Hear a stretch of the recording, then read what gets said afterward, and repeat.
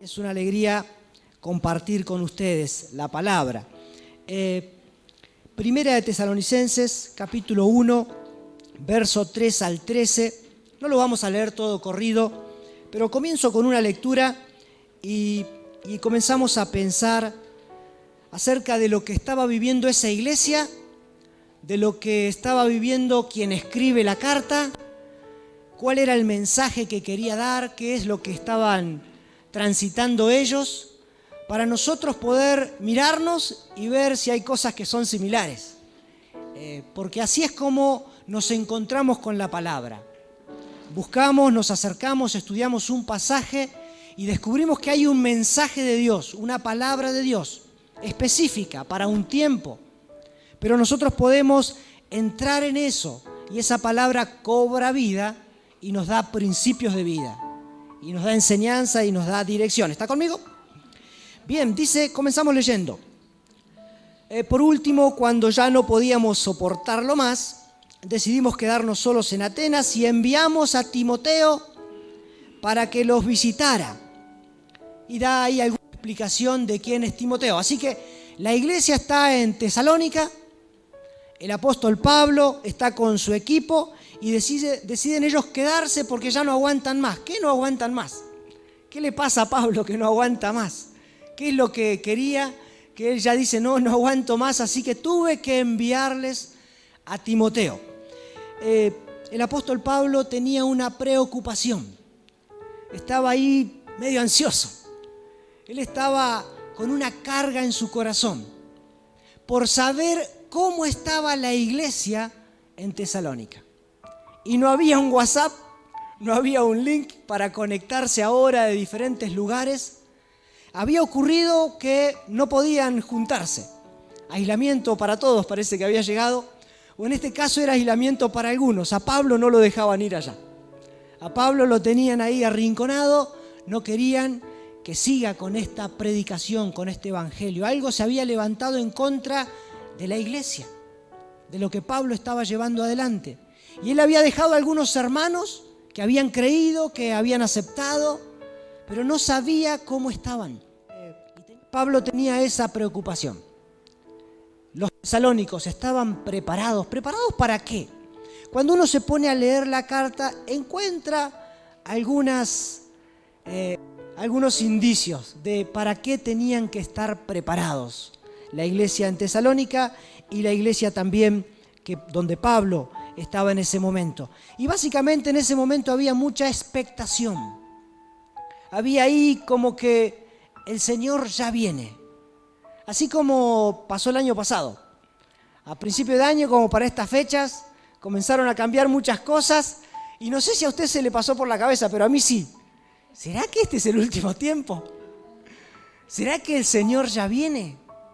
Esta expectación en el primer tiempo de la iglesia era común. Había expectación, el Señor regresa porque el Señor dijo que volvía. Y entonces ellos estaban allí expectantes, el Señor regresa. ¿Y qué ocurría? Parece que algunos hermanos de la fe habían muerto. Y entonces la iglesia decía, ¿y qué pasó? ¿Qué va a pasar ahora? Porque ya se murió y el Señor no vino. Y si viene y no está, ¿qué pasó? Así que Pablo les explica, no, tranquilo. Aquellos que murieron, durmieron en Cristo, van a ser los primeros en encontrarse con el Señor. Así que tranquilos, y ahí contesta un poco lo que estaba ocurriendo, pero vamos más allá. Aquí Pablo quería enseñarles algo, quería escribirles esta carta porque ya había mandado a Timoteo y ya había regresado Timoteo. Entonces ahora él ya sabía lo que el pueblo estaba viviendo, qué era su preocupación, qué era su situación. Pero él les escribe esta carta también porque quería dejar algunas cosas muy en claro. Y fíjense, versículo 6. Pero ahora Timoteo acaba de regresar y nos trajo buenas noticias acerca de la fe y el amor que ustedes nos contó, que siempre se recuerdan de nuestra visita con alegría y que desean verlo tantos como nosotros deseamos verlo a ustedes. Así que, amados hermanos, en medio de nuestras dificultades y sufrimientos, hemos sido muy animados porque han permanecido en la fe. Pablo les envió a Timoteo porque quería afirmarlos y animarlos. Pero luego, cuando Timoteo regresó, el mismo Pablo fue afirmado y animado. ¿Y qué pasa? La iglesia nos animamos cuando estamos juntos. Nos afirmamos en la fe cuando estamos juntos, cuando compartimos, cuando nos reunimos. Y está bueno esto de poder conectarnos con diferentes lugares. Pero déjeme decirle, hay algo especial cuando nos reunimos en un mismo lugar.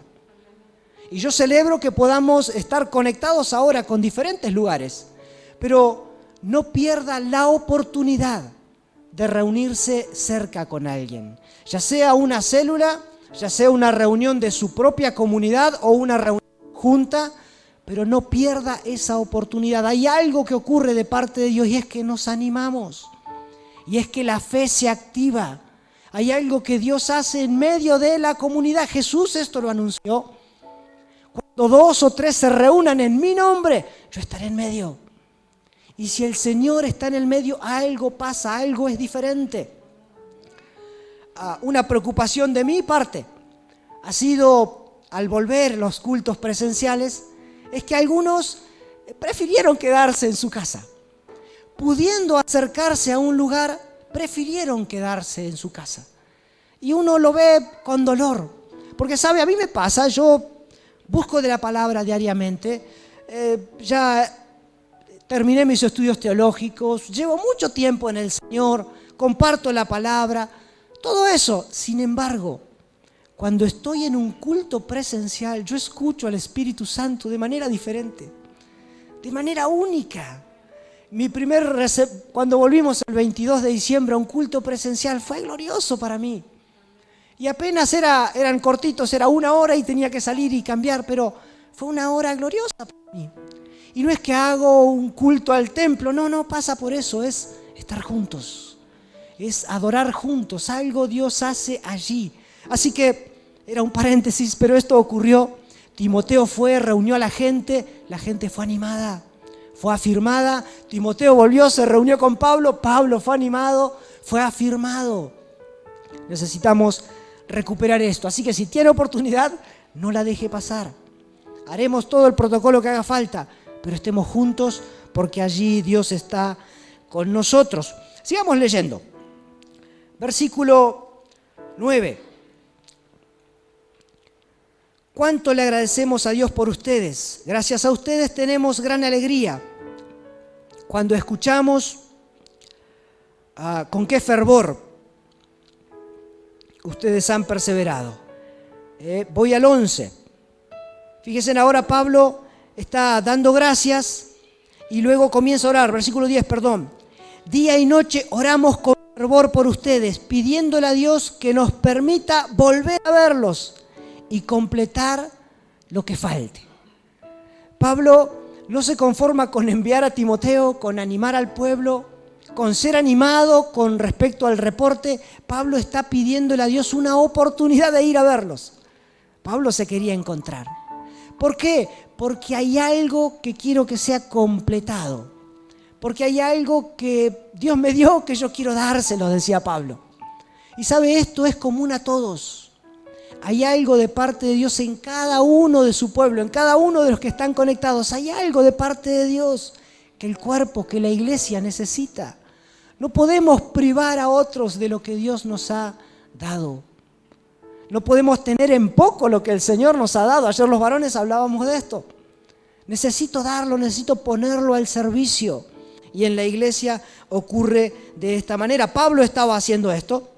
Pablo estaba queriendo ponerse a disposición y poder servir. Pero un poco más, versículo 11.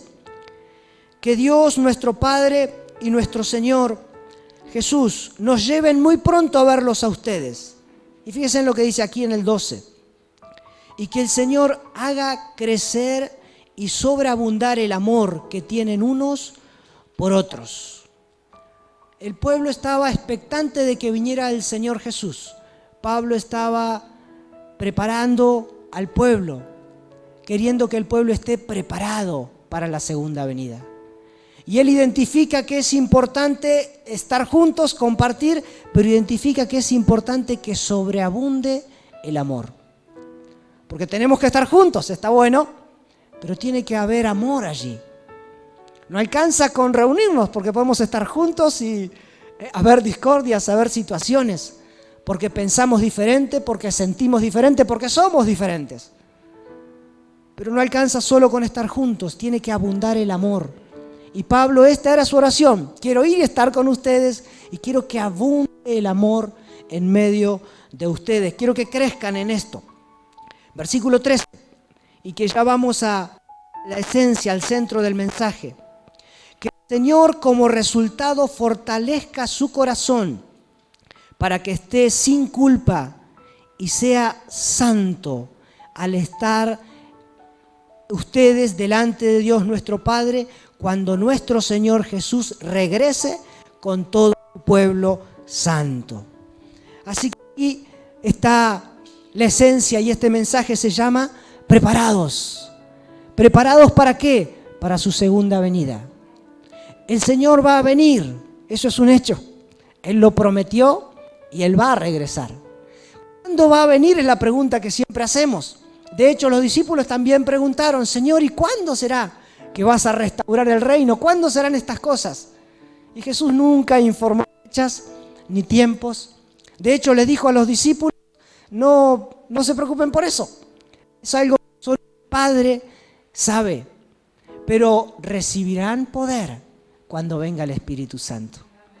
Y aquí tampoco se nos da fecha, pero que a través del amarnos unos a otros, nuestros corazones son afirmados y podremos estar preparados, siendo santos para su venida.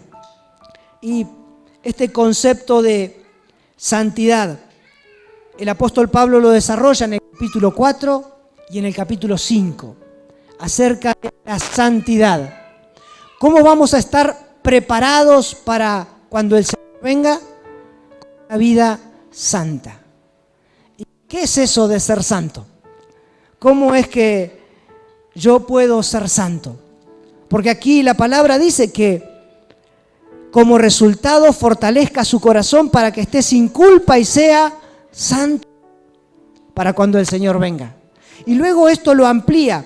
Si da una vuelta de página en el capítulo 5, verso 23, dice ahora que el Dios de paz, versículo 23, los haga santos en todos los aspectos y que todo su espíritu, alma y cuerpo se mantenga sin culpa hasta que nuestro Señor Jesucristo vuelva. Así que aquí Pablo está queriendo que el pueblo esté preparado, pero no solo una parte preparada. Él quiere que todo el ser esté preparado. Y fíjense en que esta obra la hace Dios, porque dice: el mismo Dios de paz los santifique por completo, y todo vuestro ser, espíritu, alma y cuerpo, sea guardado irreprensible, dice otra versión. Dios hace esta obra, pero esa obra tiene que ocurrir en medio nuestro.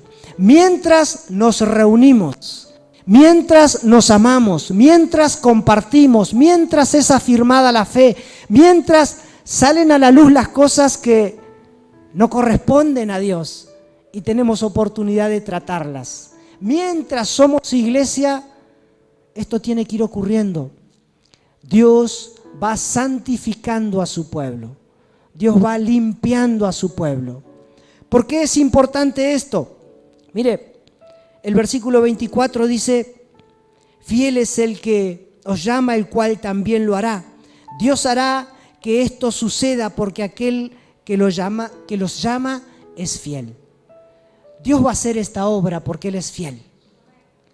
Dios, a través de Cristo en la cruz, pagó el precio para que esto sea hecho.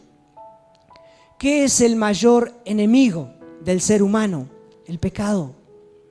El pecado le robó a la humanidad la oportunidad de permanecer en comunión con Dios. Fue el pecado. Y luego Cristo vino y venció al pecado. Es decir, hoy nosotros contamos con esa victoria de Jesús en la cruz en contra del pecado. El pecado es el que destruye. El pecado es el que mata. El pecado es el que lesiona, lastima, separa, rompe. El pecado es el que destruye familias. Es el pecado el que separa a los matrimonios. Es el pecado. ¿Dónde está el pecado? Fíjese, aquí lo dice. Aquí dice que tenemos que ser santos. ¿Dónde? En el espíritu, en el alma y en el cuerpo. En todo el ser necesito la obra de Dios limpiándome, santificándome. Y si tuviéramos que detallar cada una de estas partes, podríamos pasar horas describiendo de dónde sacar todo eso, pero yo me quiero centrar en no separar, sino en unir. Porque este pueblo de Tesalónica, la mentalidad que había en ese momento era separar el cuerpo por un lado y la mente por el otro. El cuerpo no puede alcanzar ninguna virtud, la mente sí. Así que con la mente podés adorar a Dios. Y bueno, y tu cuerpo, déjalo que haga como sea. Y sabe, este pensamiento está volviendo a nuestra cultura. Que uno puede, bueno, pero con el corazón yo quiero adorar a Dios. Y con mi vida hago cualquier cosa, sin embargo no, pero en el espíritu estoy conectado. Y eso es una mentira. Somos un ser, espíritu, alma, cuerpo, un solo ser. No podemos disociar. Somos un ser y todo el ser tiene que ser guardado irreprensible. Y ahora que el Dios de paz, esta es la oración de Pablo, los haga santos en todos los aspectos y que todo tu alma y cuerpo se mantengan sin culpa hasta que nuestro Señor Jesucristo vuelva. Preparados para su venida. A esto tenemos que dedicarnos, a prepararnos, pero prepararnos de forma completa, sin separar nada. ¿Quién hace esta obra? Insisto, la hace el Dios de paz. El Dios de paz, el Dios de reconciliación, el Dios que vuelve a bendecirnos, el Dios que nos tiende puentes. Ese Dios hace la obra. No es con esfuerzo propio. En un momento Jesús va al huerto, lleva a sus amigos y les pide a sus amigos que lo acompañen porque es un momento de clamor intenso, de buscar la voluntad de Dios, de morir al yo, de dejar de lado mi voluntad propia. Eso es santidad. Y en ese momento busca a sus amigos Jesús y le dice, estoy entregando lo último, quiero asegurarme de no hacer mi voluntad, quiero la voluntad del Padre. Está caminando y enseñándonos la santidad. Sin embargo, Pedro allí se queda dormido con los otros dos. Y cuando viene Jesús le dice, no pudieron una hora acompañarme. Y se va de vuelta y de nuevo se quedan dormidos. Y fíjense en qué le dice Mateo 16, 41, perdón. Mateo 16, 41. Acompáñeme a ese texto.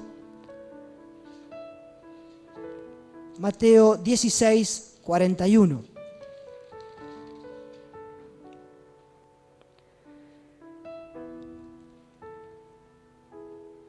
¿No es 16? ¿No tiene 16? Muy bien, entonces a ver. Claro, tiene 16, no tiene 41. 26, estaba bien, 26. 26, 41. Estaba bien lo que dije primero. Mateo 26, 41. Del huerto. Ahora sí, ¿o se robaron el 41 también del 26? Muy bien. El 41 dice, velen y oren para que no cedan ante la tentación, porque el espíritu está dispuesto, pero el cuerpo es débil. La versión traducción en lenguaje actual, fíjense en cómo lo relata esto mismo. No se duerman, oren para que puedan resistir la prueba que se acerca. Ustedes están dispuestos a hacer lo bueno, pero no pueden hacerlo con sus propias fuerzas. ¿Estamos dispuestos? Interiormente decimos, queremos estar preparados para su venida. Sí, yo quiero. Pero no podemos hacerlo con nuestras propias fuerzas. Es algo que necesitamos la ayuda de Dios. Necesitamos que Dios lo haga. Necesitamos que Él nos santifique por completo.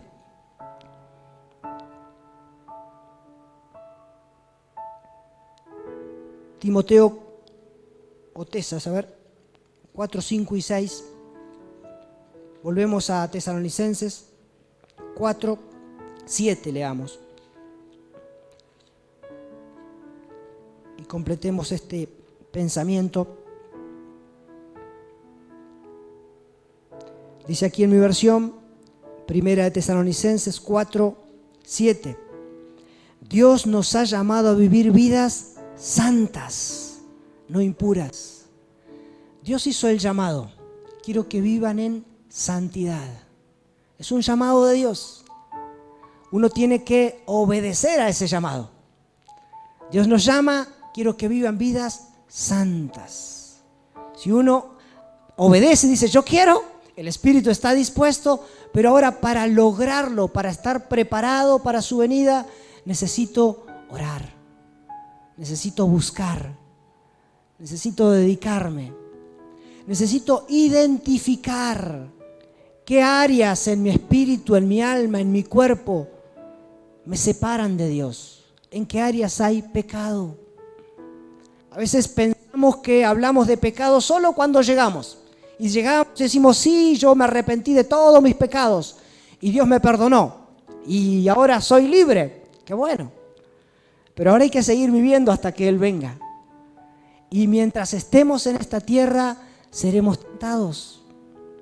La preocupación de Pablo era, quiero mandarles a Timoteo, no sea que el tentador los haya engañado y los haya arrastrado.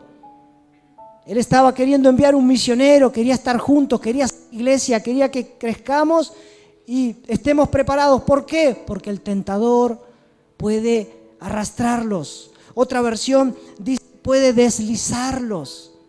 Y algo se desliza poquito a poquito. Estoy hablando del versículo 5. Por esta razón, porque ya no pude más, envié a Timoteo para averiguar si la fe de ustedes seguía firme. Tenía miedo, dice, que el tentador los hubiera vencido y que nuestro trabajo hubiera sido en vano. Otra versión dice que el tentador los hubiera engañado y los hubiera deslizado al error. Es un riesgo que el tentador nos deslice al error. ¿Cuándo? Cuando estamos solos, cuando estamos aislados, cuando no compartimos con otros. Porque el hecho de juntarme con alguien y que me diga cómo estás, y puedo decir, bueno, bien, y poner cara. Pero el hecho de compartir, el hecho de escuchar el testimonio de alguien más, el hecho que alguien ore o que comparta una palabra, eso denuncia lo que hay en mi corazón y me ayuda a identificar, no deslizarme, porque el diablo poquito a poquito quiere sacarnos de la voluntad de Dios. ¿Y cuál es la voluntad de Dios? Que seamos santos. ¿Qué es eso de ser santos? Es estar preparados para cuando Él venga. Es estar preparados. ¿Y cómo estoy preparado? Todo lo que entendí que en mi vida estaba mal, se lo entregué. No dejo nada guardado para después. No quiere decir que soy perfecto, infalible, no pasa por eso. Perfecto, infalible, solo el Señor. Pero en nuestra vida, todo lo que identifico en mi espíritu, en mi alma y en mi cuerpo, lo someto a la voluntad de Dios. Se lo entrego y reconozco que necesito su gracia operando en mí. ¿Está preparado? Porque no sabemos cuándo Él viene, pero sí va a venir. ¿Está preparado? ¿Está preparada su casa? ¿Está preparado? ¿Está todo listo para cuando Él venga? ¿Hay expectativa de que el Señor va a venir? ¿Hay urgencia? Porque puede que nos quedemos cómodos y hay personas que no están preparadas, que no están listas. Y tenemos que velar por ellos. Pablo estaba velando por ellos, accionando por ellos. Quería que todos estén preparados. Sin importar dónde estamos, que todos estemos preparados. En Neuquén, aquí, en toda esta zona, necesitamos estar preparados. Porque el Señor va a venir. Ya sea que venga en esta generación o en 10 generaciones más, Él va a venir. Él va a venir. Y si estoy preparado, mi vida va a ser un canal de bendición. Va a ser útil para que otro también esté listo. Y Dios va a bendecirme por eso. Va a recompensarme por eso. Así que ese es el llamado, pero también es la promesa. Y yo en esto me quedo tranquilo. El versículo 24 dice: Dios hará que esto suceda, porque aquel que los llama es fiel. La mayor esfuerzo, mayor cosa que tenemos que hacer para vivir vidas santas es creer que Dios puede hacerlo. Dios puede santificarme. Dios puede hacer la obra. Le invito a que se ponga de pie.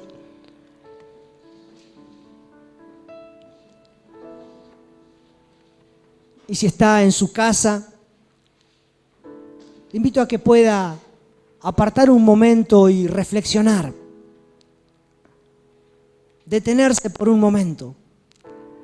Estar en casa nos permite hacer más de una cosa a la vez. Pero le pido que en este momento usted pueda concentrarse y pueda mirar hacia la cruz. Porque es allí donde hay esperanza. ¿Cómo vamos a estar preparados para su venida? Los recursos están en la cruz. No están en nuestro esfuerzo propio. Los recursos están en la cruz. Y en esta mañana yo le invito a que usted pueda mirar a la cruz. Pueda mirar a la cruz. Y camino a la cruz es necesario entregar su esfuerzo propio. Es necesario entregar la voluntad propia. Camino a la cruz es necesario identificar todo lo que me separa de Jesús. La santidad es un compromiso en depender del Señor. Es un compromiso a buscarle cada vez que algo me esté jalando lejos de Él. Es a no quedarme dormido. Es a orar, a velar. La santidad es posible en el siglo XXI. Una vida santa en el espíritu, en el alma, en los pensamientos, en los sentimientos, en todo lo que somos. Una vida santa en las palabras, en las relaciones. Una vida santa en la familia. Es posible. Es posible. Una vida santa en el trabajo. Una vida santa allí en lo privado donde nadie nos ve.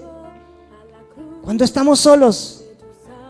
Una vida santa es posible, no por nuestras fuerzas, sino porque el Dios de paz, el Dios Shalom, lo hace posible. El Dios que nos brinda todo.